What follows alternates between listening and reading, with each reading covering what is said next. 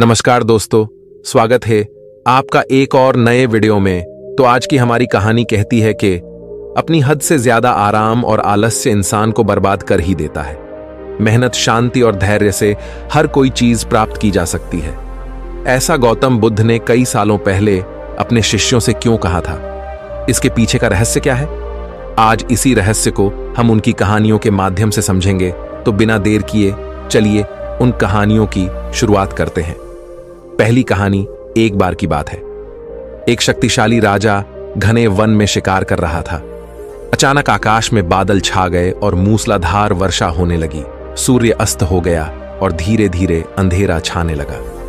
अंधेरे में राजा अपने महल का रास्ता भूल गया और सिपाहियों से अलग हो गया। भूख, प्यास और थकावट से व्याकुल राजा जंगल के किनारे एक टीले पर बैठ गया।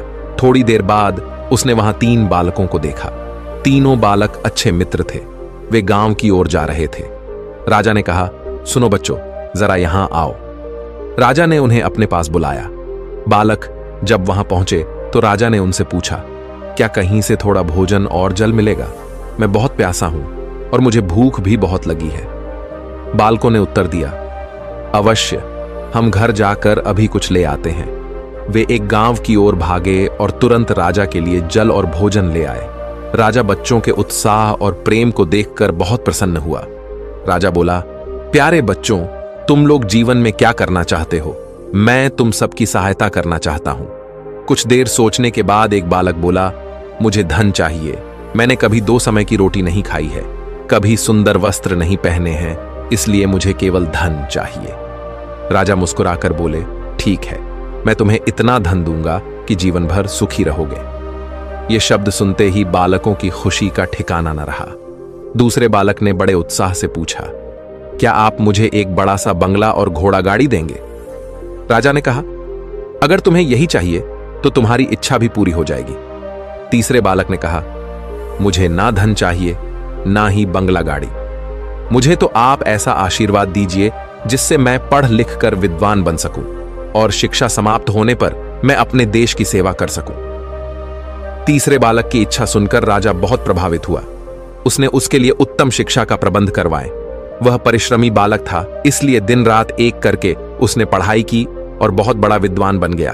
और समय आने पर राजा ने उसे अपने राज्य में मंत्री पद पर नियुक्त कर लिया।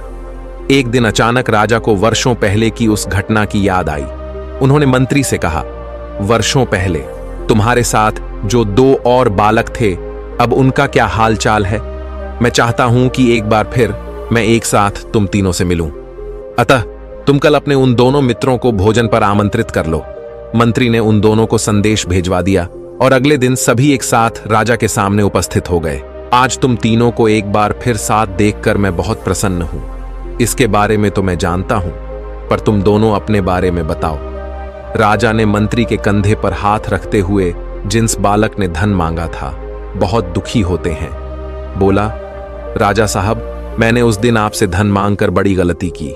इतना सारा धन पाकर मैं आलसी बन गया और बहुत सारा धन बेकार की चीजों में खर्च कर दिया।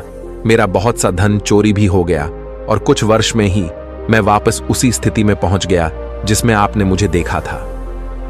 बंगला गाड़ी मांगने वाले बालक भी अपना रोना रोने लगा।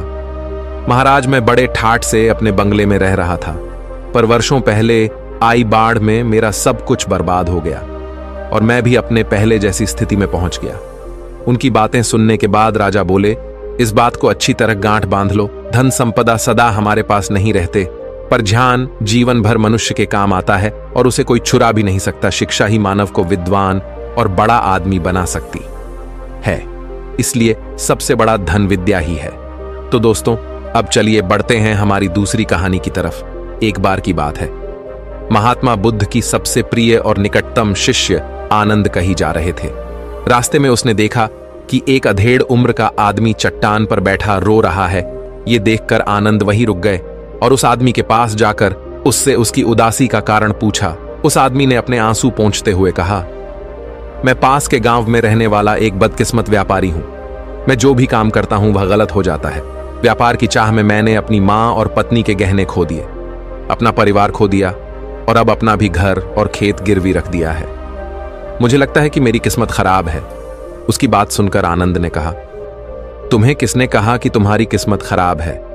मुझे भी तो बताओ कि तुम्हारी किस्मत में क्या खराबी है।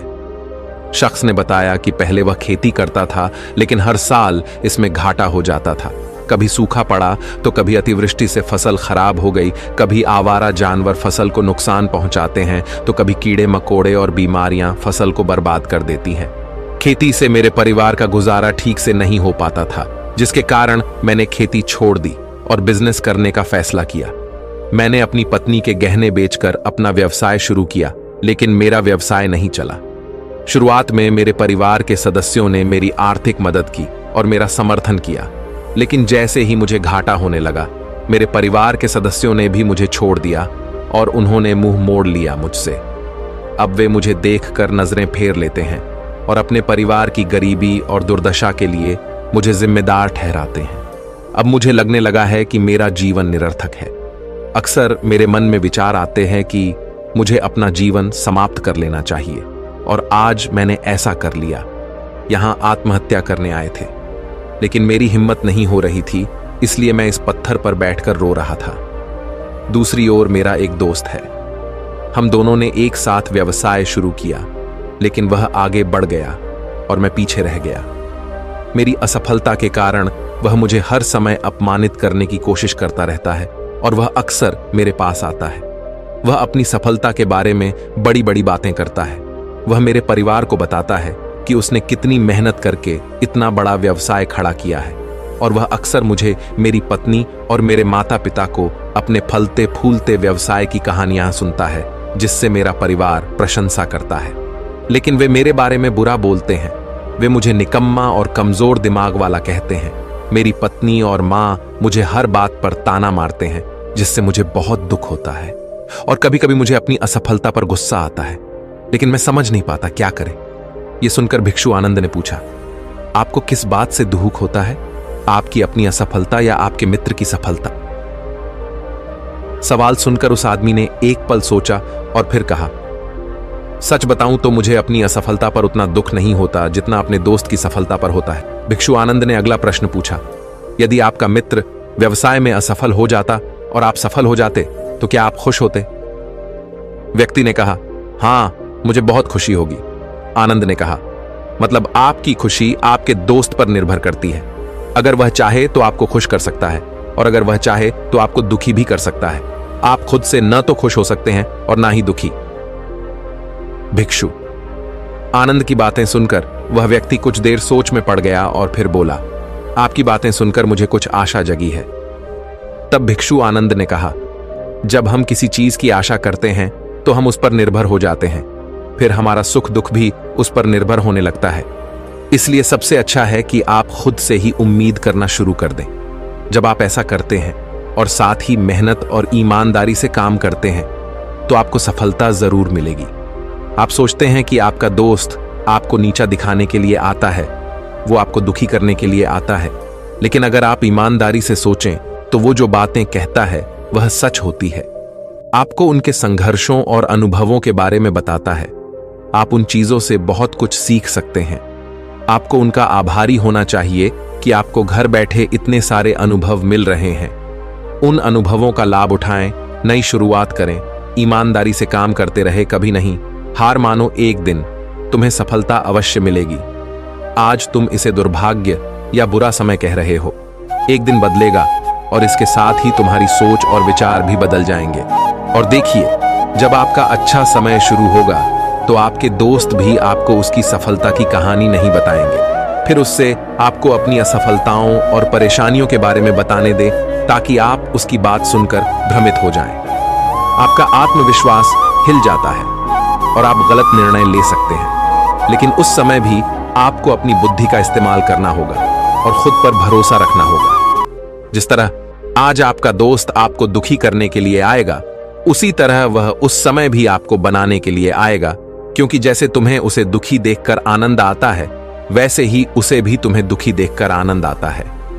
उस व्यक्ति ने कहा, आप सही कह रहे हैं, लेकिन मुझे सबसे बड़ा दुखी यह है कि इसमें मेरे परिवार के लोग भी शामिल हैं। दरअसल मैं अपने परिवार के लिए अच्छा करना चाहता था और उन्हें खुश रखना चाहता था, लेकिन वह मेरी बात भी नहीं समझ रहा है। शब्द और भावनाएं वे मुझे गलत कहते हैं और कुछ समय के लिए वह मेरे साथ भी नहीं है। भिक्षु आनंद ने उस व्यक्ति को समझाया कि हम हमेशा चाहते हैं कि हम जो भी करें लोग उसकी प्रशंसा करें, लेकिन आमतौर पर ऐसा नहीं होता। लोग करते हैं, हमारे प्रयास की सराहना नहीं करते, जिसके कारण हम दुखी हो जाते हैं। हमें लगने लगता है कि हमारे दोस्त, रिश्तेदार और परिवार के सभी सदस्य स्वार्थी हैं। लेकिन अगर आप किसी को अपना परिवार मानते हैं और उनके लिए कुछ करना चाहते हैं तो आप ऐसा क्यों सोचते हैं? आप दूसरों के लिए कुछ कर रहे हैं। वास्तव में आप अपनी खुशी के लिए कुछ कर रहे हैं, क्योंकि उन्हें कुछ करते हुए देखना ही आपको कुछ बनाता है। आप कुछ अगर ऐसा करते समय आप सोचते हैं कि आप दूसरों के लिए कुछ कर रहे हैं तो आप दुखी रहेंगे। लेकिन अगर आप सोचते हैं कि आप ये अपने लिए कर रहे हैं तो आप खुश होंगे, क्योंकि जब हम ऐसा करते हैं या करना चाहते हैं अपने लिए कुछ है तो हमें इसके लिए सांत्वना की आवश्यकता नहीं है। भिक्षु आनंद की ये बातें सुनकर उस व्यक्ति के चेहरे के भाव बिल्कुल बदल गए। उसने कहा, आप ठीक कह रहे हो साधु, लेकिन मैं समझता था कि अब तक मेरी किस्मत खराब थी क्योंकि वह दूसरों के हाथ में थी। लेकिन अब से मैं अपनी किस्मत अपने हाथ में रखूंगा और फिर से प्रयास करूंगा और पूरी ताकत से काम करूंगा, समर्पण और ईमानदारी। और जब तक मुझे सफलता नहीं मिल जाती मैं चैन से नहीं बैठूंगा। ये सुनकर भिक्षु आनंद मुस्कुराए और उन्हें एक छोटी सी डिब्बी देते हुए कहा, इस डिब्बी को हमेशा अपने पास रखना। इसमें एक मंत्र है जो तुम्हें बड़े से बड़े दुख से भी बाहर निकाल देगा, लेकिन इस डिब्बी को तभी खोलना जब तुम्हारे सारे रास्ते बंद हो जाए। बंद है, कोई आशा नहीं है और तुम्हें लगता है कि सब कुछ व्यर्थ है। ये दुनिया व्यर्थ है और यहां रहना भी व्यर्थ है। उस आदमी ने साधु आनंद को धन्यवाद दिया और बक्सा लेकर अपने घर लौट आया। उन्होंने नए उत्साह के साथ अपना व्यवसाय फिर से शुरू किया और इस बार उनका बिजनेस चल निकला, अपनी मेहनत और लगन के दम पर कुछ ही सालों में। ये एक बड़े बिजनेसमैन बन गए। उनके साथ उनके परिजन भी आए थे और उसका जीवन अत्यंत सुख, शांति और समृद्धि से बीतने लगा। लेकिन वक्त और किस्मत के खेल को आज तक कोई नहीं समझ पाया है और ना ही कोई समझ पाएगा। यह हमेशा एक जैसा नहीं रहता, ये बदलता रहता है। वे भी व्यक्ति के जीवन में परिवर्तन। जो व्यक्ति जिस राज्य में रहता था उस पर पड़ोसी राज्य के राजा द्वारा आक्रमण कर दिया जाता था। उस हमले और डकैती में उस व्यक्ति का सारा पैसा भी लूट लिया गया, उनकी दुकान और घर जला दिया गया। अपनी जान बचाने के लिए उन्हें अपने परिवार सहित वहां से भागना पड़ा। व्यक्ति कई दिनों तक अपने परिवार के साथ इधर उधर भटकता रहा। वो हर छोटी चीज के लिए मोहताज हो गए। उनका बच्चा बीमार हो गया और इलाज के अभाव में बीमारी से बुरी तरह पीड़ित होने लगा। यह देखकर उसका हृदय चीत्कार करने लगा। उनके पास अपने बेटे का इलाज कराने और अपने परिवार का भरण पोषण करने के लिए पैसे के नाम पर एक सिक्का भी नहीं था। वह अंदर से टूट गया था और निराशा एक बार फिर उस पर हावी हो गई। उसे लगने लगा कि उसका जीवन निरर्थक है, सारा संसार अर्थहीन था। लेकिन तभी अचानक उसे भिक्षुक आनंद द्वारा दी गई डिब्बी की याद आई। उसने बड़ी उत्सुकता से उसे खोला तो डिब्बे के अंदर एक पर्ची मिली। उस पर कुछ लिखा हुआ था। पर्ची पढ़ते ही उसकी आंखों के सामने छाया निराशा का अंधेरा गायब हो गया और वह अचानक मुस्कुरा दिया। पर्ची पर लिखा था कि यह वक्त भी गुजर जाएगा। दोस्तों, ये कहानी हमें सिखाती है कि समय के खेल को समझना संभव है। ये हमेशा बदलता रहता है, इसलिए हमें बुरी परिस्थितियों में निराश नहीं होना चाहिए। आत्मविश्वास बनाए रखना होगा, क्योंकि समय बदलता है। यदि आज बुरा है तो कल निश्चित ही अच्छा होगा। तो दोस्तों, कैसी लगी आपको ये कहानी? आप हमें कमेंट सेक्शन में जरूर बताना और अच्छी लगी हो तो इस चैनल को सब्सक्राइब जरूर कर लेना। तो चलिए मिलते हैं ऐसी ही कोई नई कहानी। तब तक के लिए अपना ख्याल रखिए। धन्यवाद और नमो बुद्धाय।